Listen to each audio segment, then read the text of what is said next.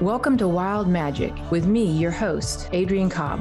Join me on a journey back home to your truest self in this inspiring, enlightening, and entertaining show. After a near-death experience in a car crash at 15 years old, I made a choice to stay and brought back with me 3 simple truths that I found from the other side. Love is all there is. Our time is over here quicker than we think, and we all have a purpose, a soul blueprint to fulfill. On this show, you will find a higher purpose, a creative expression, and unique soul attributes that you can bring forth into this world. Stay tuned with me for the next hour and find your higher purpose on Wild Magic, starting now.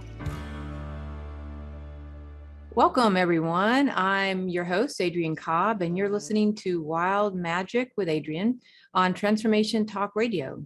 Stay with us for the next hour, where this week we will be interviewing my special guest, Dr. Pat Baccili, on live, unplugged, and defying gravity. So sit back and take a breath and get ready to be inspired by Dr. Pat, sharing her true life stories of pursuing her soul blueprint and where she defied gravity to create the Transformation Network. For anyone who's curious about what a soul blueprint is, it's a living, breathing energy that's stored in our DNA, and it's governed by your soul energy, and it relates a lot to the heart. That's why people say, follow your heart, because it connects to the soul. And when you're connected to the soul energy, it knows that blueprint. It knows really what your life path was about. So it's like a hologram of light that holds within it the higher vision of your life path, including relationships with people that are meaningful, opportunities, life lessons that are geared toward your highest fulfillment. When you're kind of entering into the energy of the zone of your soul blueprint, everything just seems like it falls into place and you feel on point of service and living life on your own terms. So welcome, Dr. Pat. I'm so glad that you're here with us today. I'm so excited about being here. First off, let me just say right out of the gate to everybody listening, it is an honor to be here, but it's also out of your generosity. It has been an honor to work with you and discover what the soul blueprint really is and the mysteries that get clarified when one actually gets to take that journey with you, Adrienne. And, I know this is going to be a great show, because whenever you're seeing truth and speaking truth, and then the realization of items and things in your life, it's always a progressive conversation, because it requires each and every one of us to be open to the conversation. But at the same time, when you get back to look at your life, you just have a different understanding. That's what I'm excited about talking about, mostly about you and your work. Yeah. Well, that's funny. I'm all about talking about your work. So we're going to have a good old show then. So, well, I think of defying gravity as that pivotal moment when we have faith in ourselves, a higher power, or something bigger than our own fears, where we just kind of leap. So I'm wondering, what that moment was for you when you really leaped off into the abyss of the wild divine for yourself and decided to go for your vision of Transformation Network. So that abyss moment, sort of. And, here's the way I want to talk about it. I realized from a very young age, I was divinely guided. I didn't know that language. You and I were talking about language that was really foreign to me, but I knew that there was a guidance system in place for me. That there are parts in my life that if I talked about my childhood and talked about some of the things that happened in my childhood,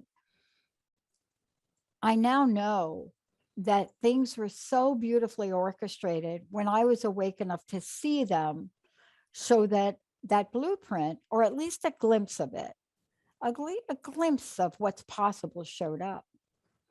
But Transformation Talk Radio emerged from the origin of a painful place I was at, a very unexpected painful place. Adrienne, I've had a lot of painful places in my life. Everything from my mom's suicide when I was 6 to being beaten almost every night in Catholic boarding school to being homeless and then arrested for something I didn't really do or I didn't really intend to do. It was a fluke. But when you're guided, there's a way that you find that the pathway becomes crystal clear and you trust in it. It was the same with this. I graduated from school. I went back to school after losing my job. By the way, I've been fired from every job I've actually ever had. So I just want to Spoken put like that out there. yeah, a true rebel bringing forth her soul blueprint. That's true. I can't keep a job That's more than a few months if I had to. If I didn't work for myself, I don't know what I would do. It's Yeah. really interesting too to really look at that. But you know, every job I've had has served me. One of them I had for 25 years. And it led me to go back to school. It led me to move out to the West Coast. None of that would have happened. So sometimes I realize that I've been nudged to go on a particular pathway, even if I don't want to or don't know about it. But the network itself and the journey was so divinely guided. Well, that's like the wording that somebody who's really stepping into their soul blueprint, whether they're on the journey to it or on it, they do feel like they are being divinely guided, which is like an inner listening. But we do have tribes of light and angels that are working with us. And even as you're talking, you got all these angels showing up. Like you just have a whole room of angels that kind of back you up. And they do kind of guide us and kind of push us in the right direction. And you've got that going on for sure. This is fascinating. I dial a wrong phone number in 2003. I'm from New York. I don't stay on wrong phone numbers. I mean, you dial a wrong phone number, Yeah. you get on, you get off, you redial, but I transpose numbers. But this day I didn't. And I found myself in an interesting place where I found myself talking to an internet network in 2003. And within 10 minutes, the show wasn't even this, it was crust busting your way to an awesome life. But within 10 minutes, I had pulled out a credit card and I had paid for about $10,000 for 13 weeks on internet radio in 2003. Now, you're in a relationship, you've just gotten a PhD, everybody around you is expecting you to go get the big fat paycheck, but you don't. You don't go. You do something that shows up in life. And that is defying gravity at so many levels. But it feels so right. See, when you ask me about that incident, and then later on, the network got formed in almost the same way. When something feels that right, you know, if you're me, you don't really start to doubt yourself until everybody around doubts you, until you're faced with the reality of a partnership where somebody says to you, listen, I didn't sign up for you to be giving money out. You know, you're supposed to be making money. Yeah. But you don't listen at that level, right? So what's that called? Defying gravity for sure. Yeah. Yeah, definitely going against the norm. And I find that, you know, when we do sort of set out on our soul blueprint, we do kind of have to push against the people who most want to keep us safe, or the people who want to stay in their safety and want us to stay with them. A lot of times it does require, you know, kind of stepping out a little bit on that level for sure. Yeah. And, you know, I think about, you know, the many times I've been in situations and the many guardian angels I've had, and I've had them really every time I turn around in my life. Right now, you've met my best friend, Linda, and meeting Linda in 1972 and then her family.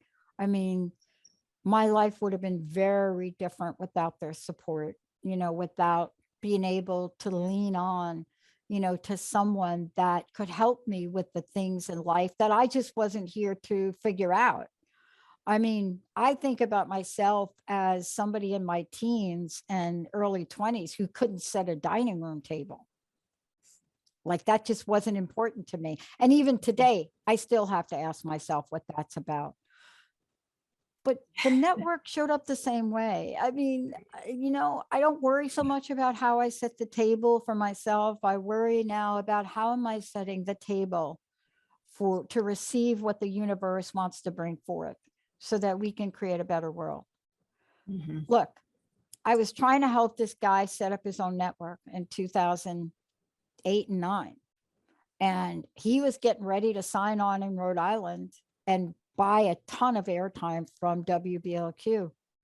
And comes time for show day, the, the, the station owner calls me, Chris, hi, Chris. And he says, hey, you got to start a network. And I said, well, no, Greg is starting. No, we can't find Greg. Find Greg. He just wrote a $2,200 check that bounced, and I've got to pay a mortgage. And so you mentored him. You need to start a network. I will give you blocks of time on WBLQ, AM, FM out of Rhode Island, if you can fill them. Now, I put a job post out, Adrienne, on this place called Freelancer. And I was kind of doing this by myself back then. And I put the job, myself and Heather, in a back room of my house. And I put a job post out. And I put the most ridiculous job post to hire somebody. And it read like, I have to start a network. I have an idea of how to do the programming. I want to create something that nobody else has programmed. So I need a program to come in, do the programming. I have to do live programming. So you have to really create a stream. You have to set up the database. So down the road, we're going to be able to do video. And by the way, everything has to be done remotely. You have to have skills in programming and database development. And by the way, you really have to know how to know about music and signal flow and all the stuff I don't know. Yeah, basically a living miracle, a walking living miracle. Yeah. Oliver from Germany. Oliver from Germany. One line response. I can do all that. Wow. Oliver from Germany. Oliver from Germany and I spent nights and weekends. And I told him what I wanted. And I said, can you build it? Sure. I'm German. We can build anything. Yeah, I kind of believe that actually. Yeah. German's got it going on. Yeah. He never said no. I mean, talk about angels. Mhm. If you'd have brought that to a programming company and said to them, this is the person you want, most of the people around you would kind of look at you, but I don't live in that world. And I don't think you do either. I really do believe that everything is possible, but I may not be able to do it all. I may need some people to help me do it, right? Well, and you said yes to a golden moment. I think that's kind of the key. Like sometimes people think of the soul blueprint as this thing I will eventually be good enough for down the road. But really the soul blueprint, it's like a hologram of energy where you're accessing golden moments all along the way. And when you made that wrong phone call, you had a golden moment and you just happened to stay on the phone long enough to say yes to it, which turned into something else. And then Oliver, he said yes to a golden moment. And that's how it works. That's how the soul blueprint works. It's not some big thing we accomplish at the end of our life. It's the golden moments along the way where we're able to show up and say yes. It's just a yes. It's a yes. And you Yeah. know what? We ended up in the back of my room and then in a small, I mean, honestly, you ever hear about these garage stories? And all I could do was I asked for interns to come in because I didn't have the funding to hire people. Oliver did this at such a ridiculously low rate now that I look back. And, every part of that, we stream shows. So how long do you think it took for Oliver to create a technology, hook it up with SAM broadcasting, multimedia things, have everything going for me to get the right interns to come in? One of them was Jessica, right? I mean, yeah. And Jessica reached out to me. She created a golden moment with me. Yeah. and from that point on, Jessica learned, she listened, she practiced on her own, and she now has become the genius beyond our new technology. How does that happen? I am not different than the people listening. See, Yeah. there may be something different in me, but the possibilities and what to look for, it's exciting. You asked me about my day. I got up at 5 this morning, had my first call at 6, talking to people, getting ready to be on your show. And I don't know how to get any better than this, but I do have a few bumps and bruises. Yeah, we got the highs, we got the lows, and at the end of the highs and the lows, you have this unconditional honesty that starts to come out along the way, with that for sure.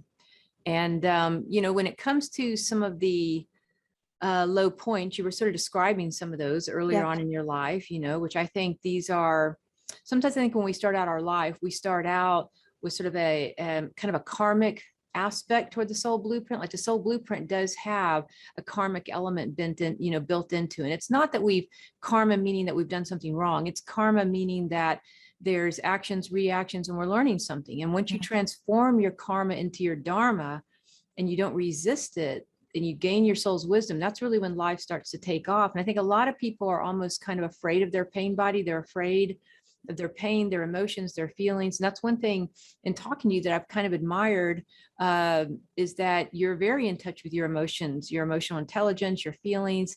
And I think that oftentimes makes it a lot easier when we're wanting to access our soul blueprint. It's the feeling of how spirit kind of communicates. That feels good, that doesn't. And following the feeling is probably one of the best things we could do. And it seems like you have this innate sort of inner listening to your feelings that has sparked your soul blueprint in a pretty genius way. I'm really mindful of a couple of things, especially after speaking with you and really understanding my soul blueprint. I want to thank you for doing that work with me. I mean, you made something so crystal clear, and maybe we'll get a chance to talk about them. That explains my early childhood, that explains my relationship or lack thereof, with my parents. I mean, there was so much that you clarified for me in a way that was so clear, that helped me understand that there's nothing really wrong with me. Me trying to grow up and fit a family mold that I didn't fit in really had less to do about me and my family and more about my soul blueprint. And I think that's the power of what we're talking about. When we get to understand a bit more about ourselves, we get to be at a choice point that's so magnificently orchestrated when we're able to tap into it. Like when Chris DiPaolo said, "You got to pay my mortgage," I said, "Okay." And do you know that Oliver, everything got built, and I had 20 hosts, everything got built, and we were live in 3 months. And when I tell that story to other producers, they basically say that cannot be a true story. This is what they say to me. They say, and I say, well, it is. I mean, Oliver built the technology. I reached out to people. Within 3 months, they had live shows out of Rhode Island, beautifully done. But if you're coming out of Rhode Island in between commercials, you're going to get a lot of car commercials. But other than that, wouldn't it be great if every day of our lives could work like that and we understood it? Yeah. So we're going to take a little break here. We'll be back in just a moment with Wild Magic with Adrienne, and we'll be back in a moment.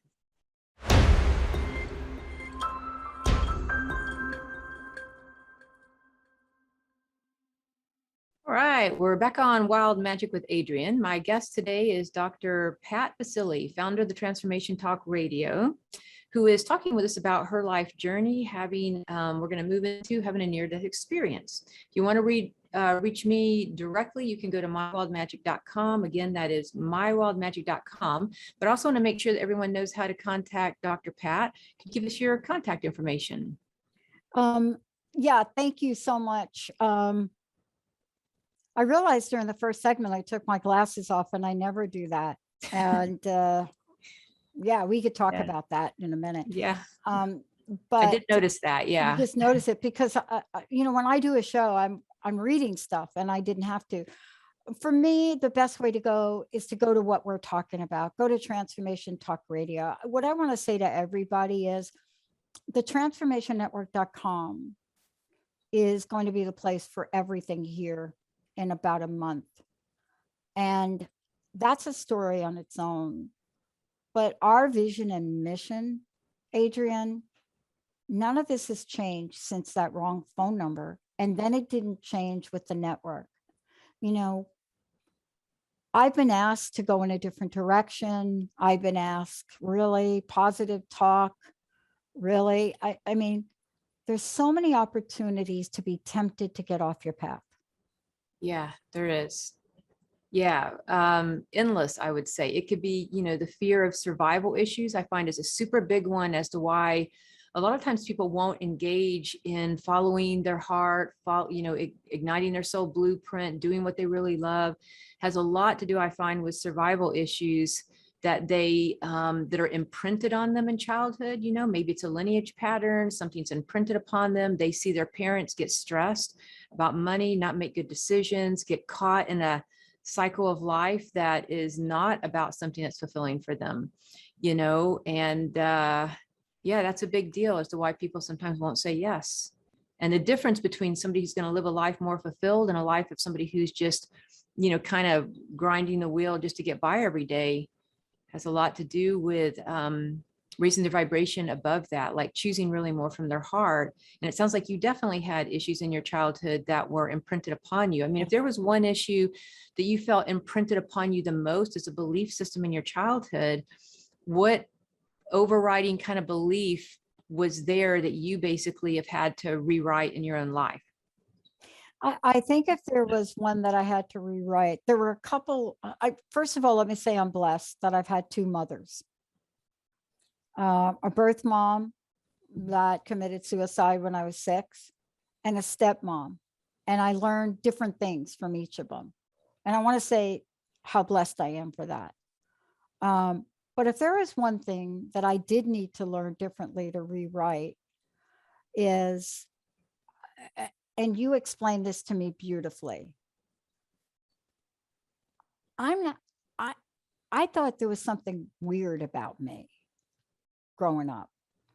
I mean, there really was something weird about me. So let's just be clear about that. There's just no question about that. There totally is, but not in that way. I've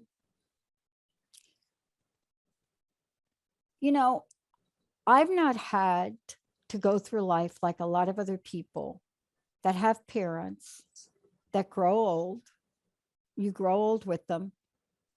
You have this lifelong experience you have with your parents. They're important to you. You think about holidays with them. I didn't have that. I didn't come from that. And by the way, just about every female mentor I've ever had and relative have died suddenly, like really suddenly. But I've had to learn not to lose my spirit, not to come from a place of what other people thought, not to come from a place of you can't do it. I mean, that's one of the things that I've learned. And any time that I have gotten to that place, something in life happens. Sometimes it's not so good. And sometimes it's amazing, right? Like meeting Linda and her parents and having them become, guidestones for me. But when I really started to doubt myself, really odd things happen. And I think I've shared a couple of them with you. I remember sitting at my computer one day and just looking at my life and just wondering, really, I'm sitting here, I'm just knocking myself out with this education and postdoctoral and the conflicting messages on stepping out into the world and talking about positive things. And the next thing I know, I'm in an altered state long enough to dial 911, and I end up in an emergency vehicle.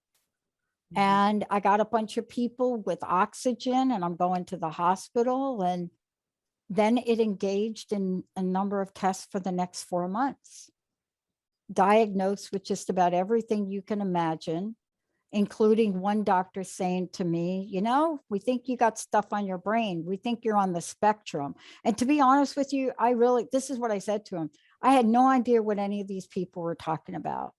None of what they were saying did I listen to, did I buy into?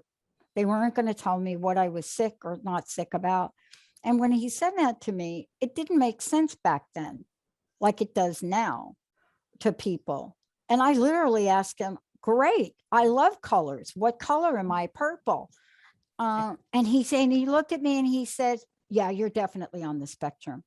But the things in my life, I've had to learn a lot of different things. One of the things that I had to really get comfortable with was being independent, was realizing that I was just going to be who I was.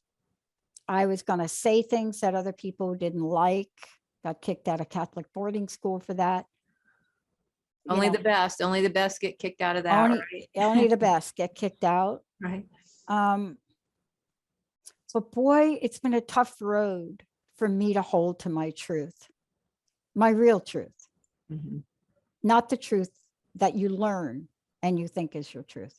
When I wonder sometimes, I do think that not only can the childhood issues sometimes, be a strength or weakness. If we don't, if we transform them, they become one of our greatest strengths. But also, when you are on the spectrum, or maybe you have some other disadvantage or handicap, that you have, it is oftentimes when you're born into this world, there's a reason for it. It's literally part of our soul blueprint, the things that make us most odd, most unusual, most unique, and maybe most non-conforming to society rules is the very thing that our soul blueprint thrives on. It's like it thrives in the marshlands of what doesn't really seem appealing to other people, and with Asperger's, it sounds like, you really have kind of found your innate brilliance and your own geniusness. I know in talking with you and working with you a little bit in starting this program, I was just so impressed at how when you would listen to some of the things I would write or send to you, you're like, I don't even hear that word. That word doesn't even show up. I used to say my wild magic, right? You're like, the word my isn't even in it. Wild magic totally is just so expanded without the word my. So yeah, now of course I've already bought it on GoDaddy, so it will be a part of my website.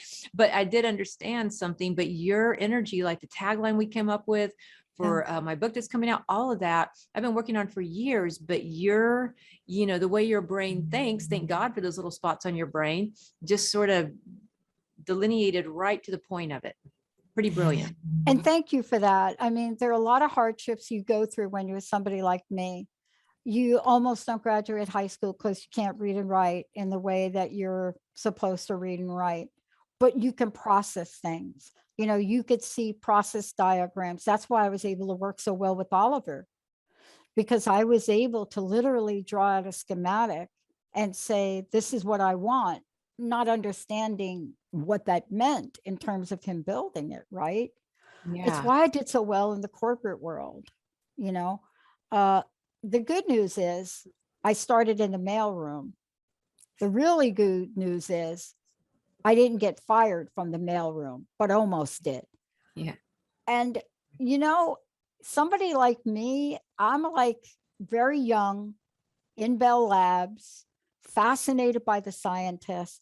I ate bagels with Arno Penzias. I mean, but in the process, I more enjoyed speaking with those folks than delivering mail. Hence, almost got fired after 4 months with the phone company, a company my mom said, you never get fired from. But I did shape up.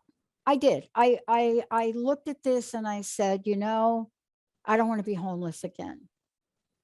I don't want to go back to the streets.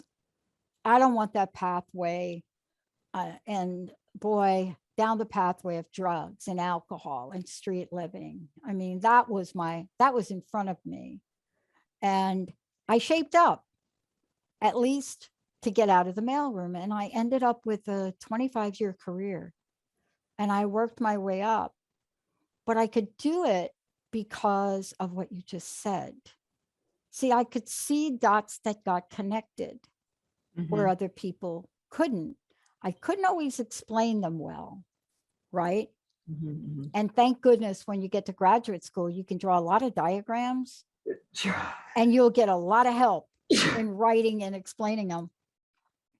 But that's why I love Transformation Talk Radio and the Transformation Network. Well, yeah, Because it's great. Yeah, and there is hardships along the way. A lot of times people who have those hardships, like I know Eckhart Tolle, you know, he also ended up homeless and conversation with God guy, you know. Yeah. And you know, sometimes those moments that seem like you know, it reminds me of the story of the Goo Goo Dolls, the band. And you know, they had been a band for a while, garage band, and doing their thing. And they just, you know, were literally kind of almost homeless too. They just weren't making any money doing what they were doing. And he was ready to give up. It's like it's that 30-second mark where people want to quit or give up right before they have their breakthrough, right? Yeah. And in that energy, I think he got called to do a song for gosh, what's that movie with Nicolas Cage and Meg Ryan about the angels? Anyway, he gets called in to do that was that show, right? I think Yes. it might have been that one. Anyway, he gets called in to do a song for a movie, and he writes it in like 30 minutes. Like he just like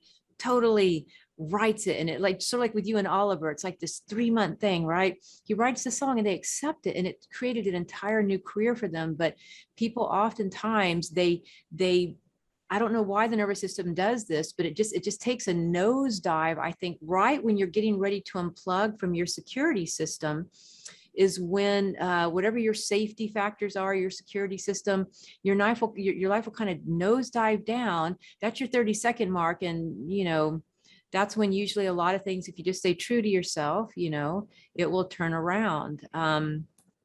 I am kind of curious. So with the Asperger's, you know, it sounds like you didn't really let anything define you, whether it was health issues or whatever was being said. But how do you see Asperger's today? Well, I see it the same way. I didn't know what he was talking about. I asked him, I don't know, like, what does it mean? Remember, I went through 4 months of testing. They had me diagnosed with everything from AIDS to MS to, you know, I mean, this happened to be picked up in a fluke way because they brought somebody in because they saw these spots on my brain. And I don't know what look, to be honest with you, they're not my guidance system. So I went through the process because I had a lot of people around me that were worried. I wasn't worried. I wouldn't have never done it. I would have never gone through all the tests. I wouldn't have even looked at this, right? But I had these people around me like, find out what's wrong, find out what's wrong. And at some point, he was my last conversation. That and the sleep apnea guy, but he was the last one. And I said, okay, so what?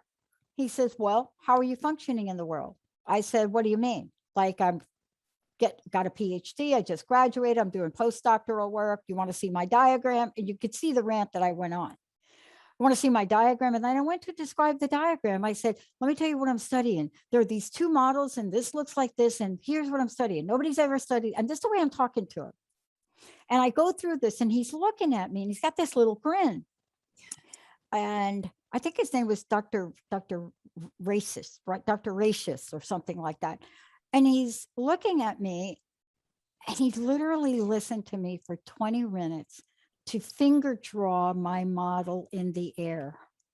Whoa. To finger draw it. You know how you finger draw? And as if, you know, you're doing a virtual thing and I'm saying, you see this over here, this is a broken promises. It does this and this. How many times do your patients feel you break promises with them? Okay. And that's it. Right there. We're going to hold that thought. We're going to go Okay. to a break for a second, but you're on to something with that. We want to come right back in on that. Okay. Thank you.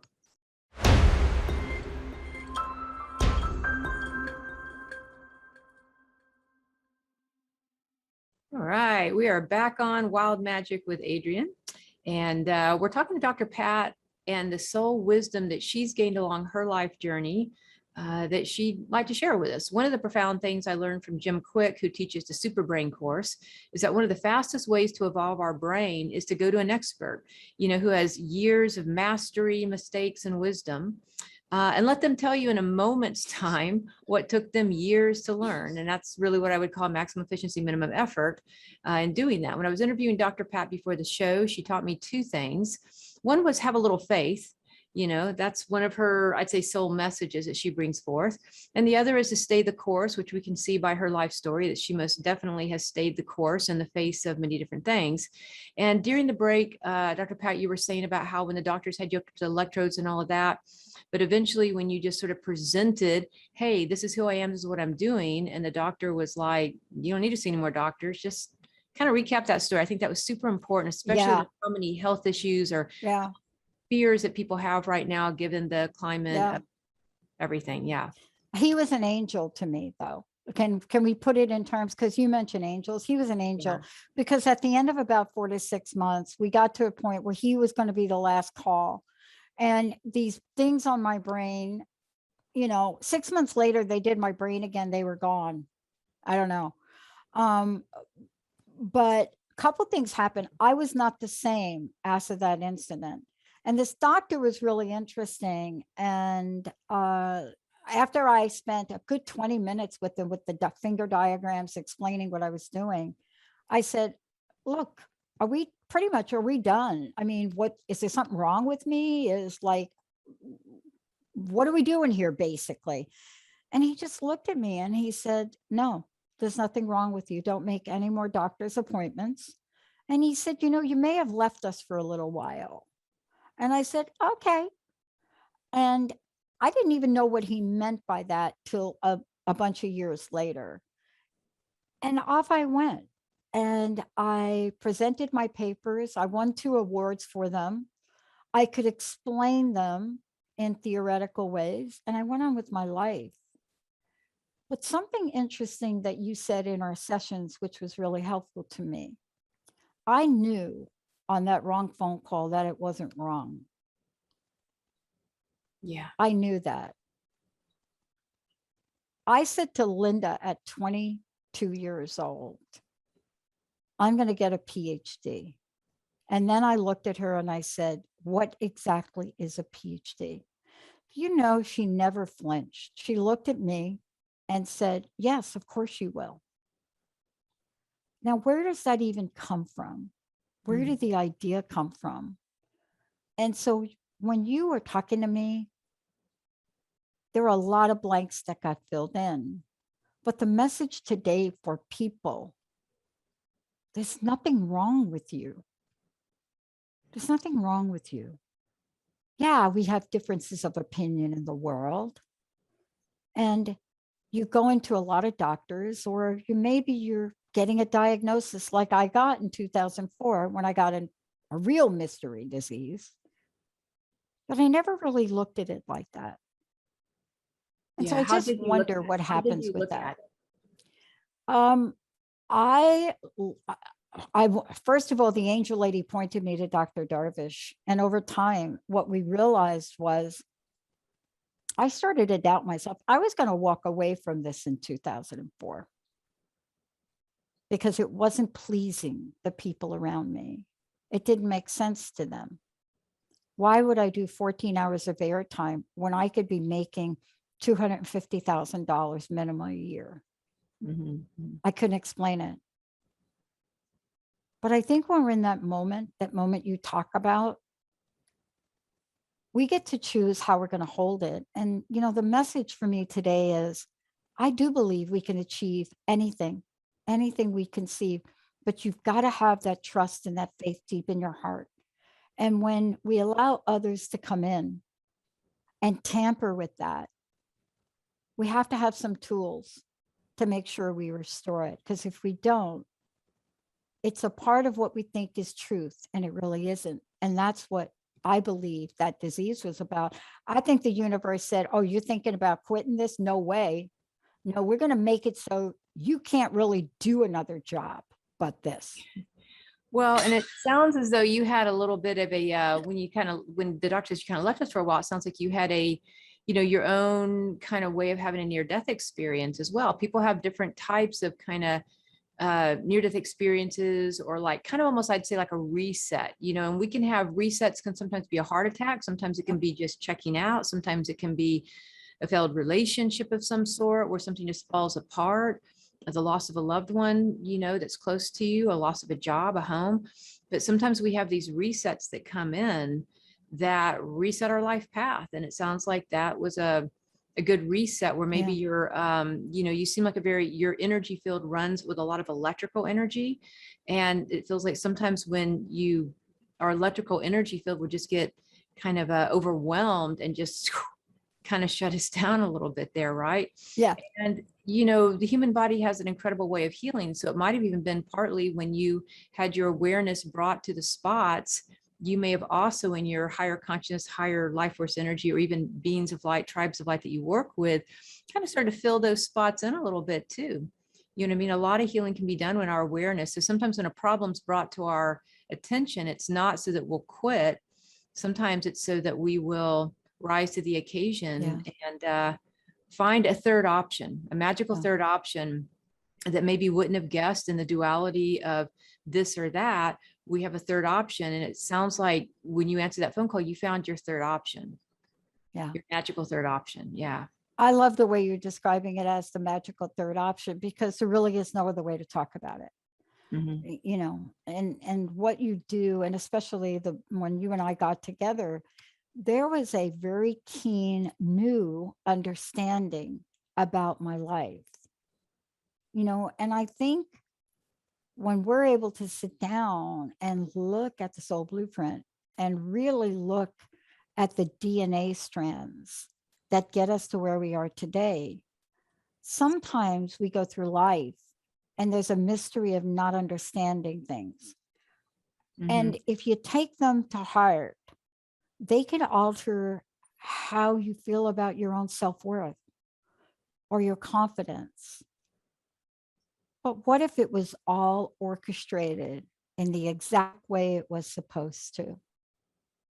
Yeah, and I Get you think to today. acceptance goes a long way. Thich Nhat Hanh, one of my most favorite things that he talks about, the Vietnamese Buddhist monk Thich Nhat Hanh, is that we tend to really choose our suffering, that we actually choose for our suffering by not just allowing or accepting what is. Like the minute we just had acceptance for, this is who you are, this is who I am. If we didn't want to change it, we didn't want to, numb it out, change it, make it wrong, that it actually has a step out of suffering into something, our innate brilliance, and something really wonderful, and allowing for life and accepting for life in that way. And doesn't that feel wonderful?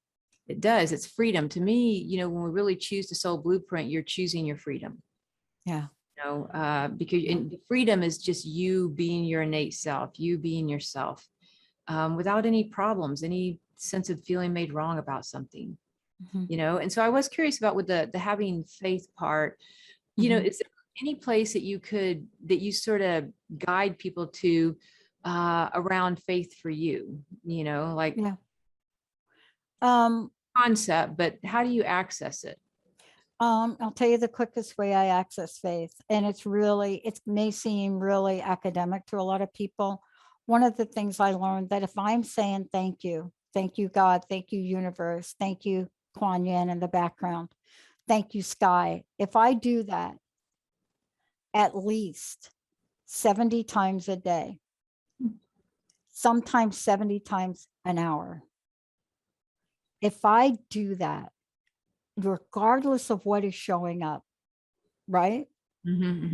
Before the show, I was getting coffee and I spilt it on a white tablecloth. And I was like, okay, thank you, God. Slow down is what you're saying. All right. But see, this took me a lifetime to do. But yet, if you don't believe in it, you could still do it. Faith for me is not a religious faith, so to speak, although I do believe in spiritual connections. and I honor whatever that is for different people, whatever you believe in. But it really is the strength of that, Adrienne.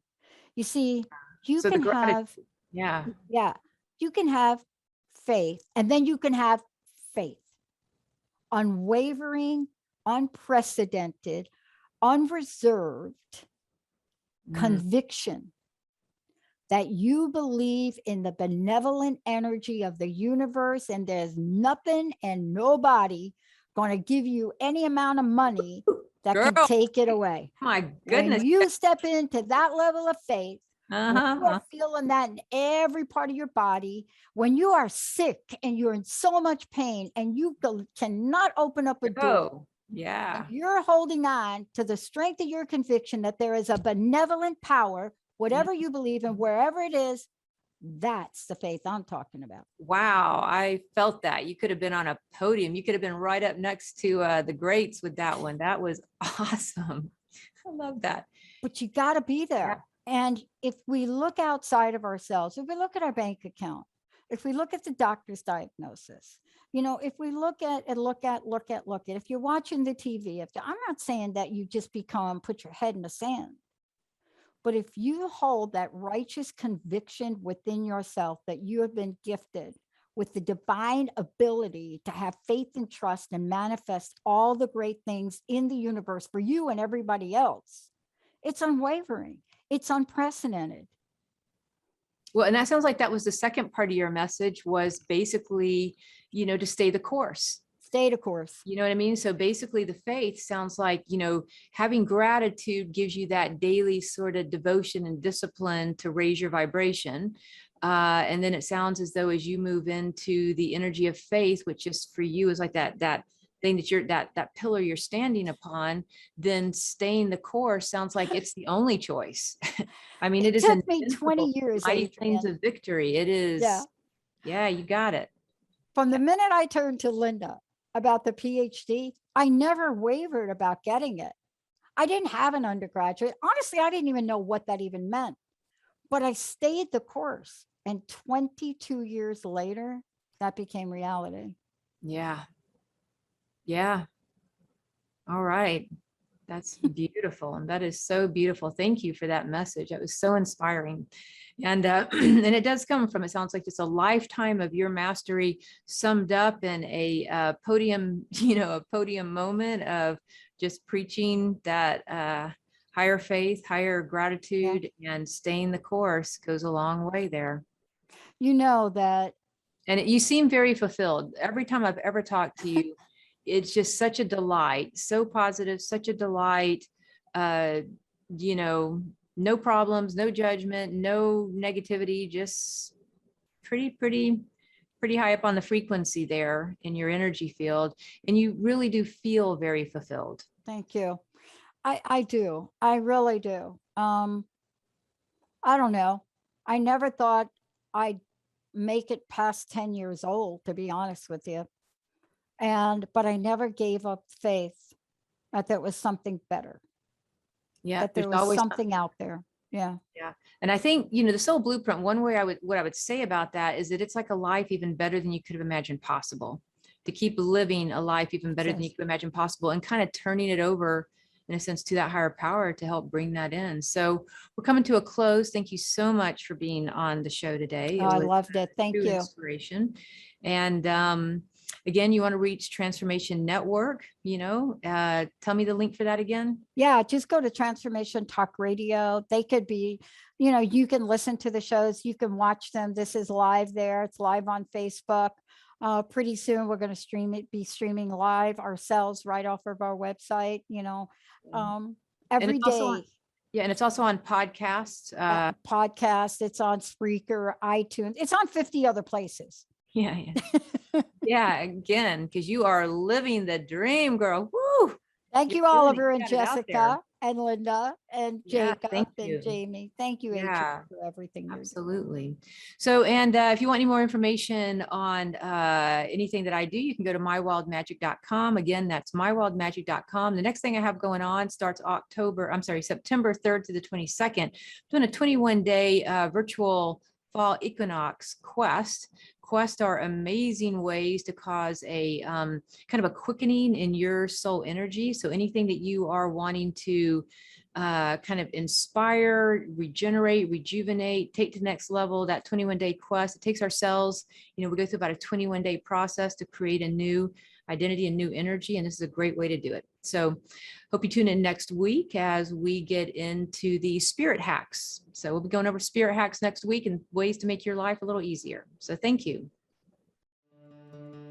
Thanks for tuning in to Wild Magic with me, your host, Adrienne Cobb. Each one of us has a soul purpose on this earth and a higher purpose full of creative expression and unique soul attributes. Make sure to tune in next week on transformationtalkradio.com to continue your journey home to your truest self and pursue the path of unconditional self-love. If you would like to learn more about me, visit mywildmagic.com. Again, that's mywildmagic.com.